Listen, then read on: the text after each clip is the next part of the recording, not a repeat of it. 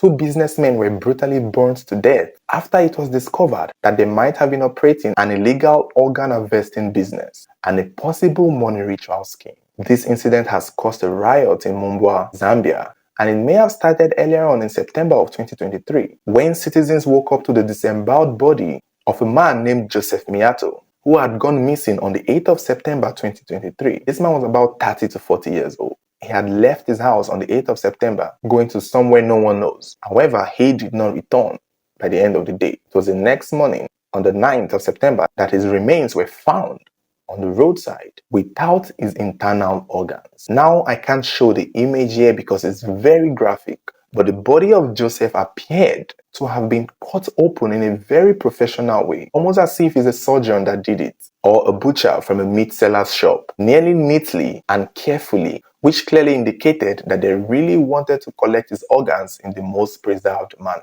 Now, at the initial time, no one knew who killed Joseph, but the police said that they were investigating. However, by this time, the entire town was in shock. This is an eyesore. This is something that can scar an entire community. Seeing the dead body of a young man who went missing, cut open, and his lungs, liver, and heart had been carefully removed from his system. The horror. The people in Mumbwa town were really worried because this was a horrifying sight to see. And everybody was careful. Everybody was afraid because clearly there is somebody out there doing this. Who knows when the person would strike again? And just like that, on the 13th of September 2023, another victim was killed in that same manner. A man named Inwiya Kashweka was said to have been the next victim, although sources are saying that other people have been found dead in that same manner since Joseph's own. But Inwiya Kashweka's death was the one that eventually prompted these riots. Because it's not clear, but it was said Inwiya's body was found near a lodge or a warehouse, not far from a warehouse or a lodge. My source used lodge to describe the area. And it was also said that they had a suspect in mind, that someone saw someone dropping Inwiya's body there. So immediately people approached the suspect, who happened to be a security man for this warehouse that was close by to where Inwiya's body was found. The man was dragged and taken to the police station immediately. By this time, news had already spread that the second body has been found and the suspect had been arrested. This made the people in Mobra mobilize. People came out in numbers to see this new horror.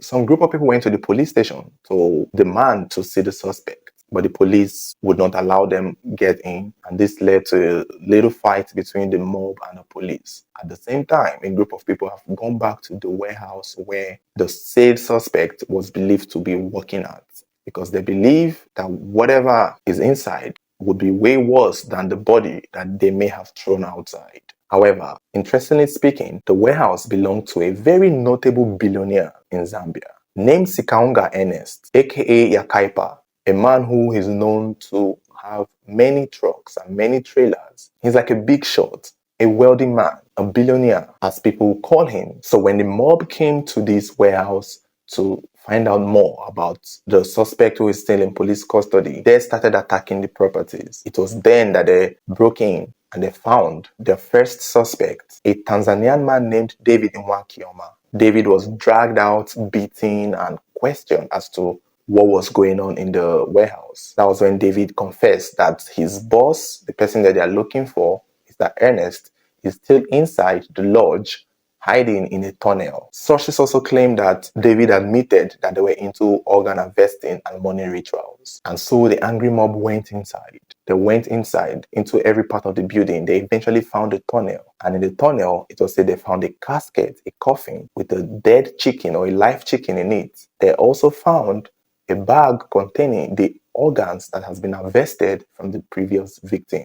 And this was the point that they knew that this man's business might have been a disguise for an underground illegal organ harvesting scheme. This only enraged the mob, who began destroying the properties. His trucks and every vehicle he owned that were in the compound, that were in the warehouse, were burnt. The coffin that was found in his possession was dragged out and also burnt. Mr. Ernest was also found beaten and dragged out and also lynched. Even when the police came, they could not contain the mob. It was chaotic. It was heavy. Everyone was angry. And it turned out that David was a friend and a said business partner of Mr. Ernest, who, by the way, people started drawing a connection with this Ernest man and a convicted serial kidnapper who was tied to the kidnapping of Pamela Chisupa, which we covered in 2022, the young girl who went missing for months only to be rescued many months later by the end of the year, stashed in a house filled with girls. People are saying that the man and the mastermind of that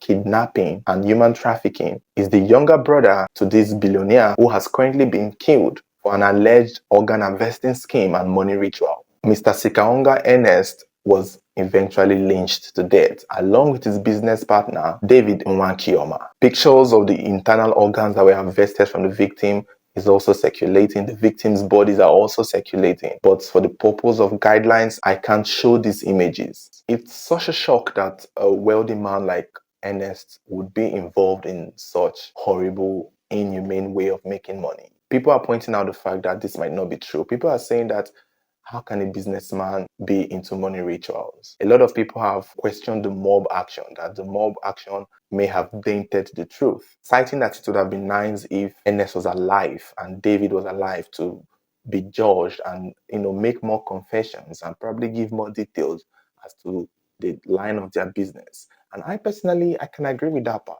Although I understand that the citizens and the mobs were very angry, that is what happened during mob action. These people are very angry. They are hurt. And so it's the quick thought of getting the revenge that is what is placed. But it would have been really nice to have these two men investigated, to know their channel, to know who they are supplying these internal organs to. Because I feel like there should be more people to arrest, their customers, their sponsors. Because if these two people have been killed now, and if indeed they're into illegal organ harvesting, their buyers and their customers will look out somewhere else, which means there's a possibility that after a while, the crime will continue because the real people purchasing or the real people buying these body parts from these men are still out there. That was why I feel like these two men should have been captured alive and taken to the police station where they will make more confession as to who else is in their business. But it has happened, it has happened.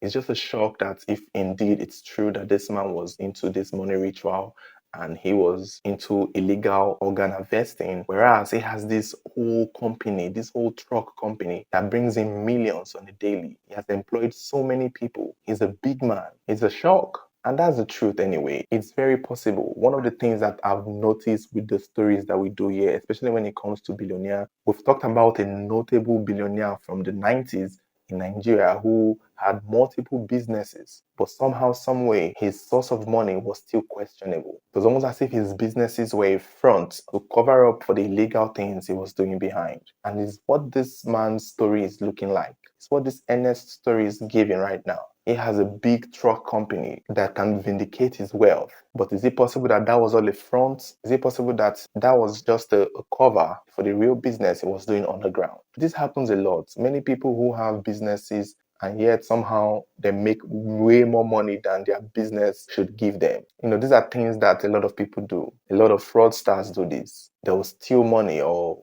get money fraudulently, open up shops and businesses so that would be what will look as though their source of wealth is coming from. So it's very possible that this man might have been a ritualist and an illegal organ harvester while having a multi-million-dollar truck company that is even named after him. It's a shock. But you guys let me know what you think about the story. Let me know your thoughts. Don't forget to like, share, and please subscribe to our YouTube channel if you haven't subscribed. Don't forget to turn on notification button so should there be any future updates, you'll be the first to get notified.